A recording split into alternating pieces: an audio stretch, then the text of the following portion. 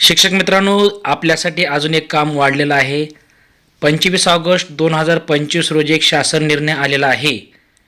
यामध्ये महाराष्ट्र संपत्ती पंजीकरण म्हणजेच आता आपल्यासुद्धा शाळेचा UID आधार कार्ड काढल्यासारखं नंबर काढायचा आहे.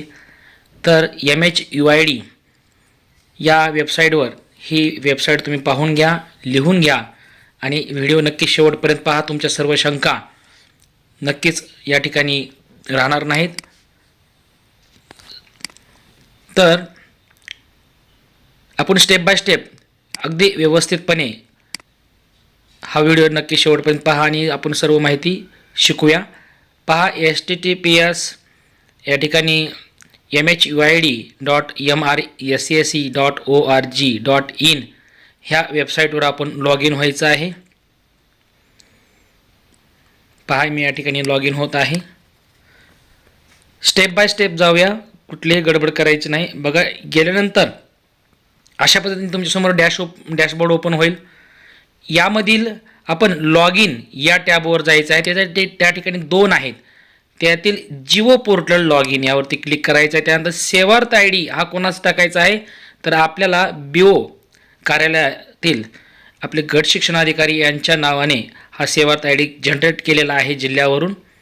तर या ठिकाणी मी आमच्या BOचा सेवार्थ ID टाकत आहे. तुम्ही तुमच्या BOचा या ठिकाणी सेवार्थ ID टाकायचा आणि सेंड OTP करायचा आहे. BOना या ठिकाणी OTP जाणार आहे. हे प्रत्येक वेळेस प्रत्येक शाळेसाठी जाणार आहे. OTP त्यांना आपण विचारून या ठिकाणी OTP फिलअप करायचा आहे. मी या ठिकाणी OTP यांना विचारून मी OTP टाकून घेत आहे. हे सर्व शाळांना बंधनकारक आहे. प्रत्येक शाळेला हे आपल्याला नंबर जनरेट करायचा आहे. मी OTP टाकून घेत आहे.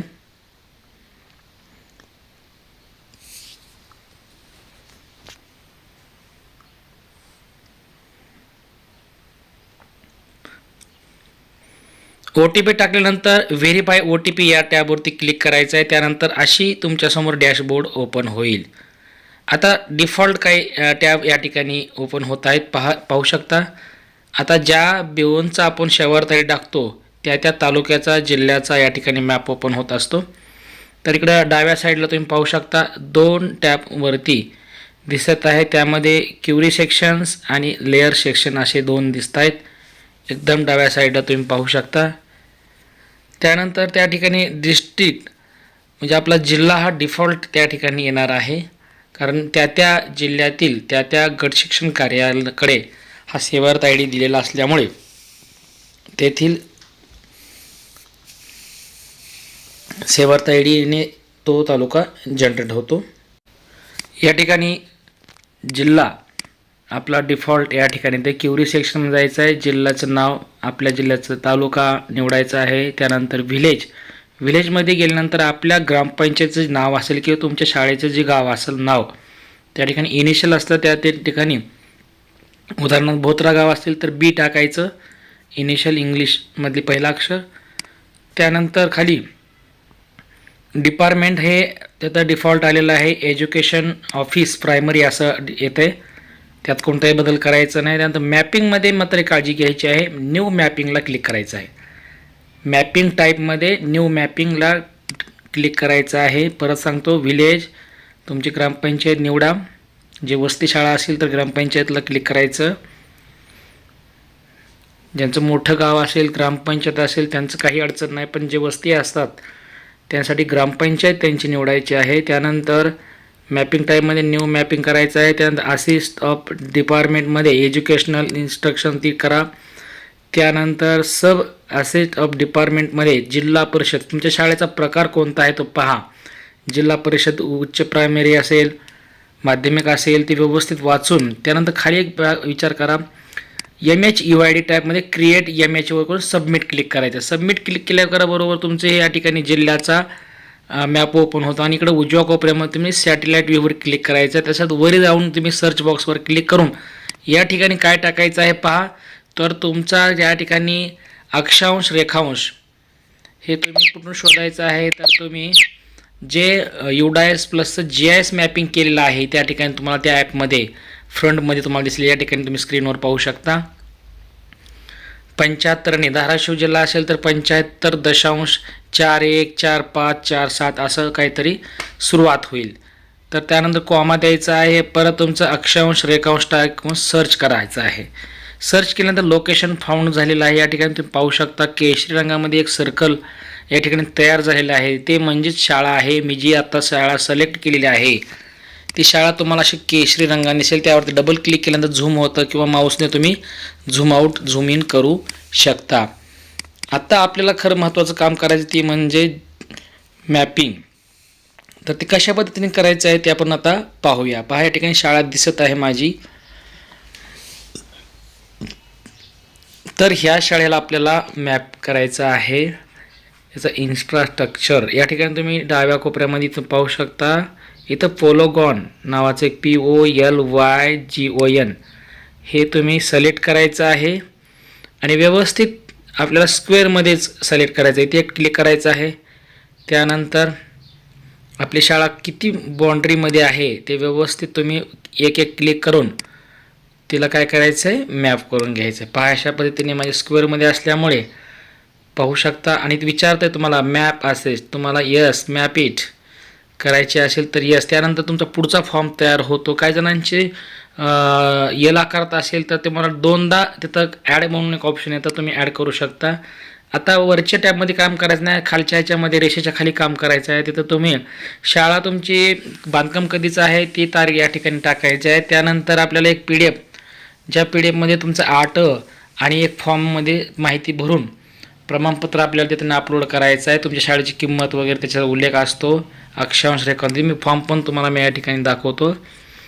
तर त्यानंतर या ठिकाणी फंडिंग सोर्स किंवा इकडं अगोदर कॉस्ट शाळेची तुम्ही किंमत या ठिकाणी टाकू शकता. अंदाजे रक्कम तुम्ही 20 लाख 30 लाख असेल तर कसं लिहायचं आहे पहा या ठिकाणी.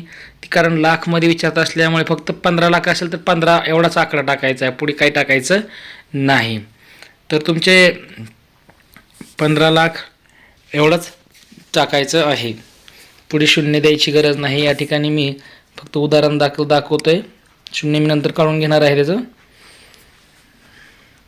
या ठिकाणी कोणत्या फंडातून आपल्याला ती इमारत आलेली आहे तुम्ही ती फंड वगैरे येते या ठिकाणी निवडू शकता. उदाहरण लोकल फंड, स्टेट फंड असेल तर तुम्ही स्टेट फंड सिलेक्ट करा. शासनाकडून आले असेल तर ती स्टेट फंडमधून पुन्हा मग तुम्ही समग्र शिक्षा अभियान वगैरे असं इथे जनरल टाईप करायचं आहे. इथे जनरलला क्लिक करा आणि नंतर इकडं तुम्ही काय करायचं, स्कीम कोणत्या स्कीममधून ती आलेली आहे तर या ठिकाणी समग्र शिक्षा अभियान हे सिलेक्ट करायचं आहे. ठीक आहे, किंवा ऑदरसुद्धा ऑप्शन त्या ठिकाणी तुम्हाला येऊ शकतं. या ठिकाणून तुमच्या लक्षात आलं फंड, तुम्ही लोकल फंड असेल लोकल फंडला क्लिक करू शकता किंवा सेस असेल तर सेस फंडातून आले असेल तर इथे बघा लोकल फंड म्हणल्यानंतर सेस आहे तर या ठिकाणी ऑटोमॅटिक येतं, ते सिलेक्ट करा. जिल्हा परिषदनं तुम्हाला दिले असेल बांधकाम शाळेला तर ते या ठिकाणी तुम्ही अशा पद्धतीने निवडू शकता. त्यानंतर रिपेरिंग असेल शाळेची वगैरे तर या ठिकाणी रिपेरिंगचं सुद्धा ऑप्शन या ठिकाणी येतं. म्हणजे त्या प्रकरणासुद्धा तुमच्या लक्षात आलं असेल काय करायचं आहे. त्यानंतर वर्क या ठिकाणी डिस्क्रिप्शनमध्ये तुम्हाला टाकायची काहीच आवश्यकता नाही. ज्या ठिकाणी स्टार नसतं त्या ठिकाणी टाकायची गरज नाही. मी या ठिकाणी माझ्या शाळेचं नाव जर टाकलं तरी चालेल, काय अडचण नाही. रिमार्कमध्ये रिकामं ठेवा आणि परत एकदा तुम्हाला ही माहिती मी भरून दाखवणार आहे. परत तुमच्या लक्षात आलं नसेल तर सर्व माहिती भरून झाल्यानंतर आपल्याला खाली ऑप्शन येते बघा जनरेट MHUID, हे खूप महत्त्वाचं आहे. यावरती क्लिक करायचं आहे आणि विचारत आहे अटॅचमेंट रिक्वायर फाईल, आपल्याला फाईल पण अटॅच करून घ्यायची आहे. तर 1 MB शाळेचा आर्ट आणि एक प्रमाणपत्र आपल्याला या ठिकाणी अटॅच करून घ्यायचं आहे. आणि त्यानंतर जनरेट MHUID थोडा वेट करायचा आहे. थोड्या वेळाने आपल्या शाळेचा MHUID हा जनरेट होणार आहे. आणि पहा या ठिकाणी MHUID हा जनरेट झालेला आहे. तर हा झाल्यानंतर ह्याचा रिपोर्ट कसा डाउनलोड करायचा ते आता पाहणार आहोत. तर MHUID जनरेट झाल्यानंतर त्याचा फोटो तुम्ही काढून घेऊ शकता, याचा स्क्रीनशॉट तुम्ही काढू शकता PC वरून. त्यानंतर आता आपण याचा रिपोर्ट कसा काढायचा ते आता पाहणार आहोत. या ठिकाणी खाली आल्यानंतर रिपोर्ट्स टॅबवर क्लिक करायचं आहे. रिपोर्ट टॅबवर क्लिक केल्यानंतर या ठिकाणी UID जनरेटेड रिपोर्ट असे येते. या ठिकाणी ते खाली पाहू शकता जनरेट झालेला आहे आणि ते डाउनलोड या टॅबवर क्लिक करून हा रिपोर्ट आपण डाउनलोड करून सेव्ह करून प्रिंट काढून शाळेमध्ये आपण ठेवू शकतो. तर अशा पद्धतीने आपण MHUID मॅपिंग आपल्याला सगळ्यांना करून घ्यायचं आहे. तिथं सिलेक्ट करायचं आहे. सिलेक्ट झाल्यानंतर या ठिकाणी डाउनलोड बटनावर क्लिक करायचं आहे आणि PDF सक्सेसफुली असं ओपन करून दाखवतो PDF कशा पद्धतीने दिसते.